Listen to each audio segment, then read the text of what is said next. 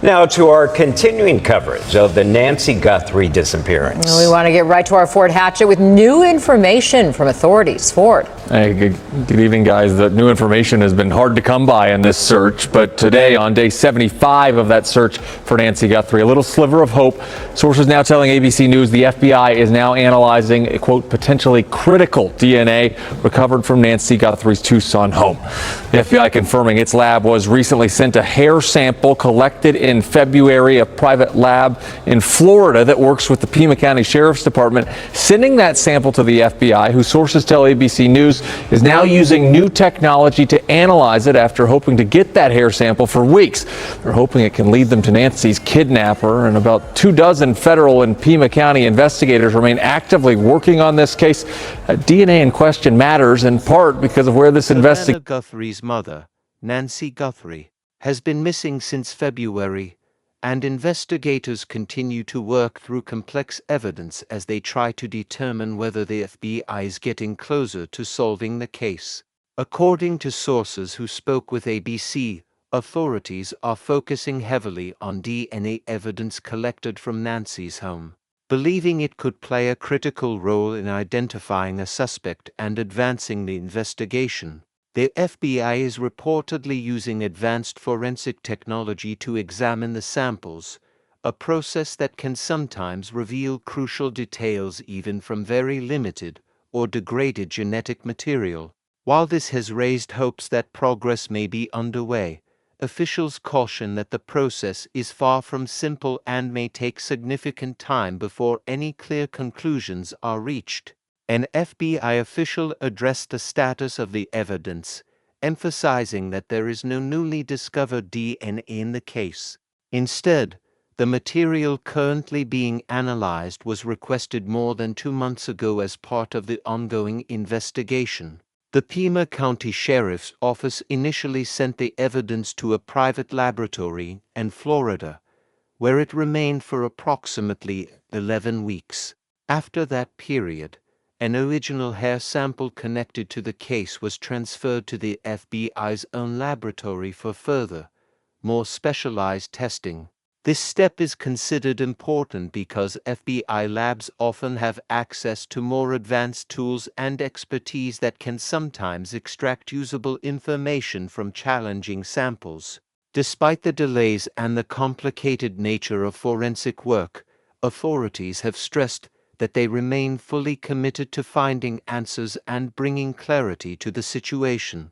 One of the major challenges investigators are facing involves the nature of the DNA evidence itself. Officials have stated that the DNA recovered from the home is mixed, meaning it contains genetic material from more than one individual. This is a common issue in forensic investigations, especially in environments where multiple people may have been present. But it significantly complicates the process of identifying a specific individual. Pima County Sheriff Chris Nonos explained that such evidence can be difficult to interpret, as separating and analyzing overlapping DNA profiles requires careful and time-consuming work. He noted that forensic laboratories must follow strict procedures and rely on detailed analysis, which means the results could take weeks, months, or even up to a year to finalize. This uncertainty has made it difficult for investigators to provide a clear timeline for when breakthroughs might occur. To help the public better understand these challenges, the Today Show consulted Arizona State University forensic science professor April Stonehouse, an expert in mixed DNA analysis who is not involved in the investigation. Stonehouse explained that one possible issue is that some pieces of evidence may contain only very small amounts of DNA to begin with, making it harder for scientists to extract a complete and reliable profile.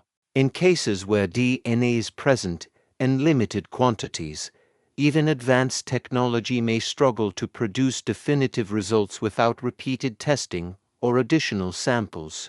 She also pointed out that mixed DNA samples are often uneven, meaning that one person's genetic material may dominate the sample, while another person's DNA is present only in trace amounts. Stonehouse provided an example to illustrate this imbalance, explaining that a sample might contain 90% DNA from the victim and only 10% from a potential suspect. In such situations, the stronger DNA signal can overshadow the weaker one, making it difficult to detect or isolate the suspect's genetic markers. To address this, forensic experts may attempt to rerun the sample or use techniques designed to amplify the smaller DNA contribution in hopes of obtaining a clearer profile. However, this process is not always successful and can require multiple attempts, adding to the time needed for analysis. The complexity of these procedures highlights why mixed DNA evidence is often one of the most challenging aspects of modern forensic science. Adding to the mystery of the case, security camera footage from the night Nancy Guthrie disappeared shows a masked individual in the area. While it is not yet confirmed whether this person is directly connected to the disappearance, the footage has become a key focus for investigators as they try to piece together what happened. The presence of a masked figure raises further questions and has intensified efforts to analyze all available evidence, including the DNA samples, in hopes of identifying any possible links. As the investigation continues, authorities remain cautious but determined, relying on both forensic science and traditional investigative methods to uncover the truth. Because of where this investigation began. Early on, 2 men were detained and released. The sheriff told me in February the investigation moves on leads, and those leads will direct the pace. To get to a point where you had a search warrant served on 2 occasions, that could happen again today. It could happen tomorrow. It may not happen for another week or 2. It just depends on the lead. We chase leads. That's what investigations are about. As far as we know, there have been no additional search warrants since February when we last spoke to the sheriff. He's not been taking interviews recently. And the question is now whether this hair sample analyzed with that new FBI technology can give investigators the lead they have been waiting for 75 days to find.